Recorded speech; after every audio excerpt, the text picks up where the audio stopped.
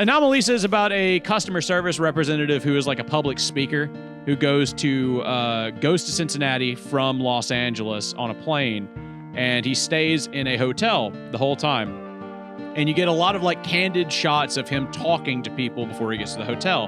And everybody except for him has the exact same voice.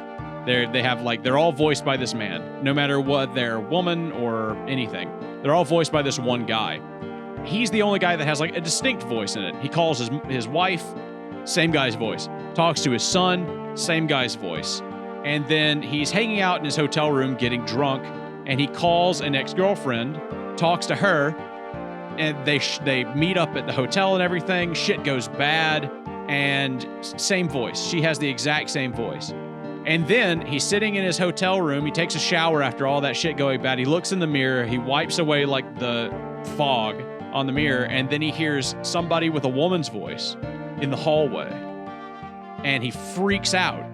And so he scrambles in his hotel room. He puts all of his shit on wrong. He doesn't even put his underwear on. He just puts his pants on, doesn't button his shirt all the way, runs out in the hallway, starts knocking on every door in the hotel in the hall.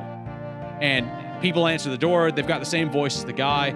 And he's like, oh, sorry, I was looking for my friend's hotel room. And then he scrambles down to the next door, knocks rapidly, same thing. Does that like 5 times. Eventually he gets like some lady, and then from the bathroom in the hotel room, he hears a woman's voice, says, who is it? And then they're like, oh, it's Michael Stone, the famous customer service author.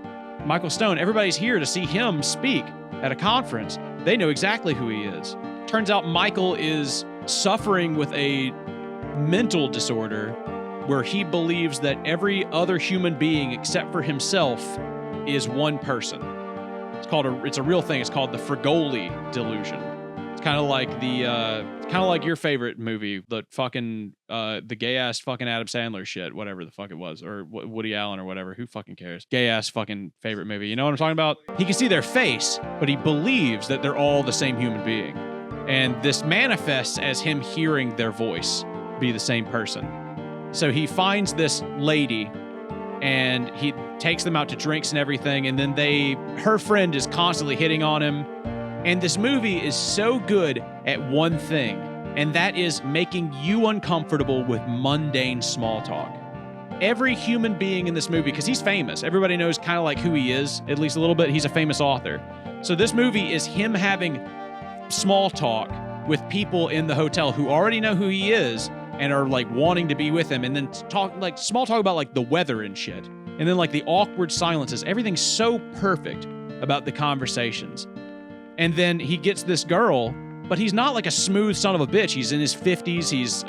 He's married. He has a son, and he's just trying to sleep with this woman because he perceives her as somebody else. They have a scene in the hotel room, which is like the most realistic sex scene I have ever seen in my entire life. She's sitting there drunkenly talking about like her day and her week, and talking you know how like women do before sex, where they'll just talk about like whatever, and you're just sitting there like with your hand on your face, like leaning up against the fucking bed, trying to kind of get them in the mood by like kissing on them or something. It's the most awkward shit where he's trying to initiate sex and she's kind of like obviously not into it.